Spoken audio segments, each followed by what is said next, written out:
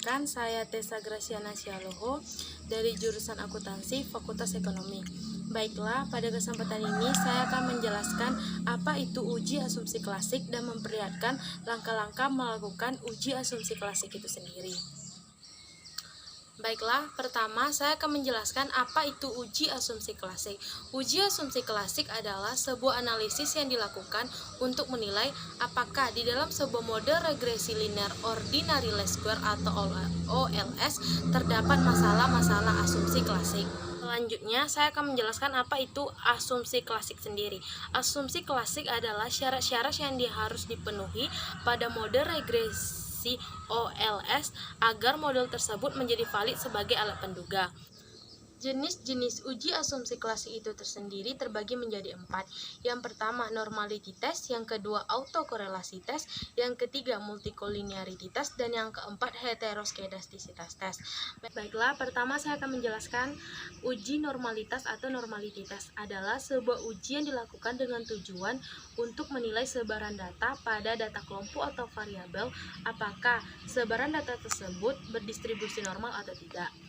Baiklah, yang kedua adalah autokorelasi test atau uji autokorelasi. Digunakan untuk menilai ada atau tidaknya penyimpangan asumsi klasik autokorelasi, yaitu korelasi yang terjadi antara residual pada suatu pengamatan dengan pengamatan lain pada model regresi. Baiklah, yang ketiga yaitu multicollinearitas test atau uji multicollinearitas atau sering disebut dengan kolinearitas ganda, adalah adanya hubungan linear antara variabel bebas independen dengan model regresi ganda. Baiklah, yang keempat yang terakhir yaitu heteroskedasticitas test atau uji heteroskedasticitas adalah adanya ketidaksamaan varian dari residual pada semua pengamatan pada model regresi. Baiklah, saya akan menjelaskan langkah-langkah melakukan uji asumsi klasik. Pertama, dengan menggunakan normality test. Langkah yang pertama dilakukan adalah dengan cara mengklik analis, lalu deskripsi statistik, lalu explore. Pada bagian ini kita diminta untuk memasukkan data dengan cara mengklik open data file. Datanya saya simpan di bagian statistik, itu data normalitas. Selanjutnya kita klik open.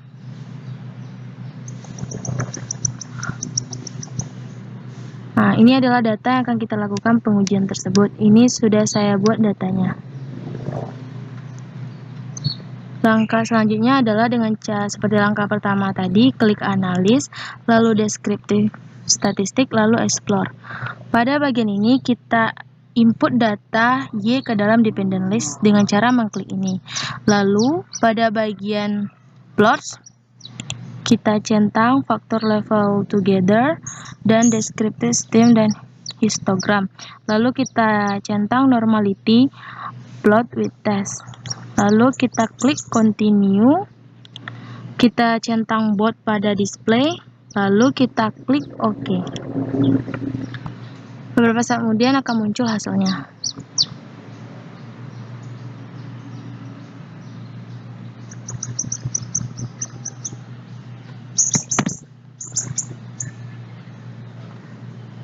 Nah, ini adalah hasil dari normality test.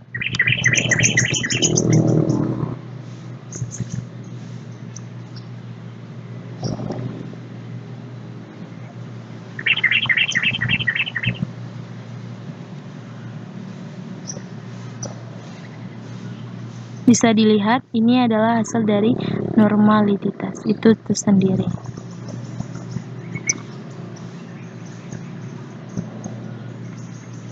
Baiklah, yang kedua saya akan melakukan uji asumsi klasik dengan menggunakan metode autokorelasi test. Langkah yang pertama dilakukan adalah mengklik analis, lalu regression, lalu linear. Setelah itu kita klik open data file.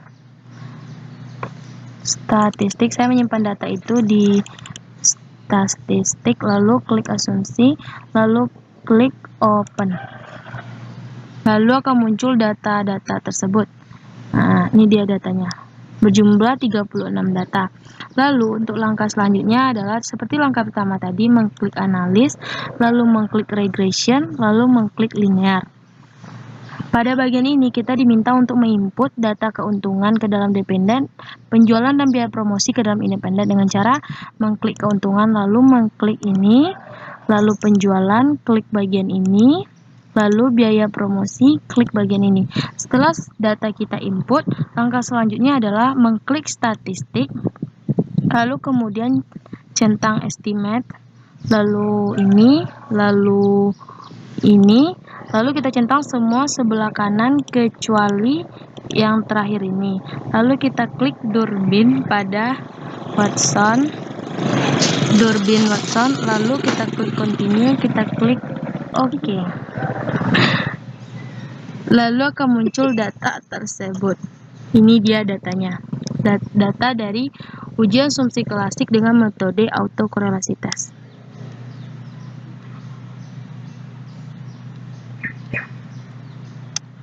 Nah, ini dia datanya, hasil dari melakukan uji asumsi klasik dengan metode autokorelasitas. Dapat dilihat.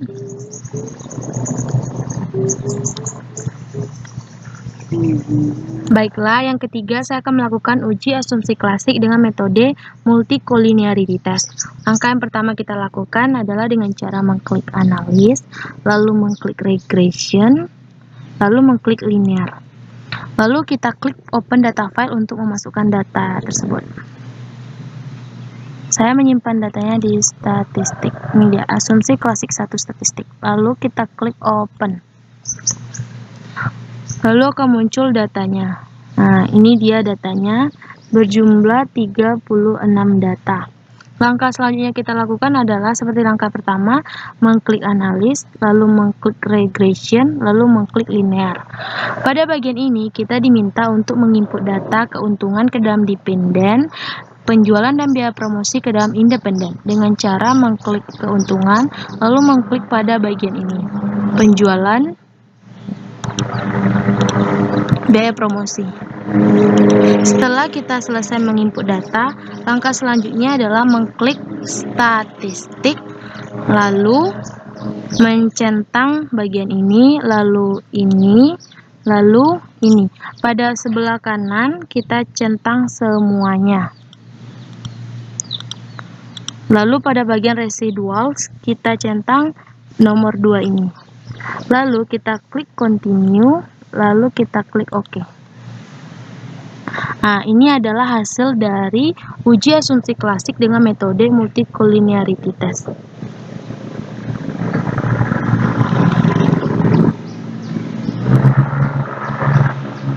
Ini dia hasilnya.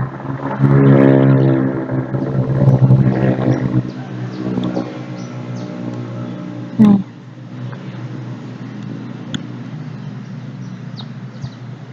Baiklah, yang terakhir saya akan melakukan uji asumsi klasik dengan metode heteroskedastisitas tes. Dengan langkah yang pertama yang kita lakukan adalah mengklik analis, lalu mengklik regression, lalu mengklik linear. Lalu setelah itu kita klik open data file untuk memasukkan datanya. Datanya saya simpan di statistik, di asumsi klasik. Lalu kita klik open. Datanya sama seperti kita menggunakan autokorelasitas dan juga multikolinearitas, berjumlah 36 data. Lalu langkah selanjutnya yaitu seperti langkah pertama tadi, mengklik analis, lalu mengklik regression, lalu mengklik linear. Pada bagian ini kita diminta untuk menginput data. Data keuntungan kita input ke dalam dependen, penjualan dan biaya promosi kita input ke dalam independen dengan cara mengklik bagian ini, biaya promosi bagian ini. Lalu setelah data kita input, langkah selanjutnya adalah klik save. Lalu pada bagian ini kita centang bagian ini pada kolom residuals. Lalu kita klik continue. Kita klik OK. Nah, ini dia hasilnya. Kita abaikan saja ini dulu. Nah, langkah selanjutnya kita klik transform, lalu kita klik compute variable. Pada bagian ini kita diminta untuk memasukkan Nah, pada bagian target variabel kita ketik res 2 dengan huruf besar, lalu pada numeric expression kita ketik ABS, lalu res dalam kurung res 1, huruf besar semua. Setelah kita ketik seperti ini, lalu kita klik OK. Nah, muncul RS, muncul seperti ini. Ini RS2-nya. Nah, sudah muncul kan? Lalu setelah itu kita klik lagi seperti langkah pertama, klik analis. Lalu kita klik regression. Lalu kita klik linear. Nah, pada bagian ini kita sudah lihat kan, di sini ada tertulis RS2. Nah, langkah selanjutnya kita keluarkan keuntungan dari dependen ini dengan cara mengklik ini, lalu mengklik ini. Lalu RS2 ini kita masukkan ke dalam dependen tersebut, kita input dengan cara mengklik bagian ini. Lalu pada bagian save, kita hilangkan centang pada kolom residuals ini. Lalu kita klik continue, lalu kita klik OK. Nah, ini adalah hasil dari heteroskedastisitas tes. Dapat dilihat, ini RS1-nya di atas dan ini RS2-nya. Ini RS2 dan RS1 ini di sini. Nah, ini dia RS1. Baiklah, itulah penjelasan dari saya mengenai uji asumsi klasik dan cara-cara atau langkah-langkah melakukan uji asumsi klasik itu sendiri. Dapat saya simpulkan bahwa yang pertama, pada saat melakukan normalitas atau uji normalitas, apabila nilai SIK kecil dari 0,05, maka data tersebut dapat dipastikan tidak berdistribusi normal. Sebaliknya, apabila nilai SIK lebih dari 0,05, maka data tersebut dapat dipastikan berdistribusi normal.